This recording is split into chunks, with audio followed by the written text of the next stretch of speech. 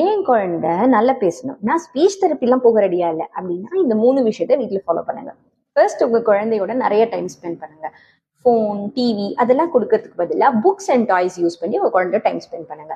ரெண்டாவது, உங்க குழந்தையோட நீங்க டைம் ஸ்பெண்ட் பண்ணும்போது கேள்விகளா கேட்காம நிறைய விஷயங்கள் சொல்றதா இருக்கட்டும். உதாரணத்துக்கு இது என்ன அது என்ன அப்படிலாம் கேட்காம ஜஸ்ட் சின்ன சின்ன விஷயங்களை நீங்க ஒரு வாக்கியங்களா சொல்ற மாதிரி வச்சுக்கோங்க.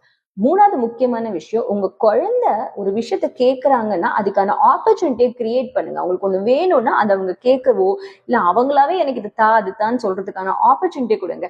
கேட்கறதுக்கு முன்னாடியே நம்ம ஒரு பொருளை போய் உங்க குழந்தைகிட்ட கொடுக்கும்போது ஆப்வியஸ்லி அவங்களுக்கு பேசணும் அப்படிங்கிற தாட்டே வராது. ஏன்னா நீங்க எல்லாமே டெலிவர் பண்ணிடுறீங்க உங்க சைல்டுக்கு. ஸோ இந்த 3 விஷயத்தையும் நீங்க ஃபாலோ பண்ணீங்க அப்படின்னா உங்க குழந்தைக்கு ஸ்பீச் தெரப்பி தேவையில்லை. உங்க குழந்தையோட பேச்சு மொழி வளர்ச்சி நார்மலாவே இருக்கும். என் குழந்தைக்கு ஸ்பீச் தெரப்பியோ ஆக்குபேஷனல் தெரப்பியோ தேவைப்படுமோ அப்படிங்கிற டவுட் உங்களுக்கு இருந்ததுன்னா கீழே டிஸ்கிரிப்ஷன்ல எங்க கிளினிக்கோட வாட்ஸ்அப் நம்பர் இருக்கு. நீங்க எங்களுக்கு கால் பண்ணி உங்களுக்கான கன்சல்டேஷன் எடுத்துக்கலாம்.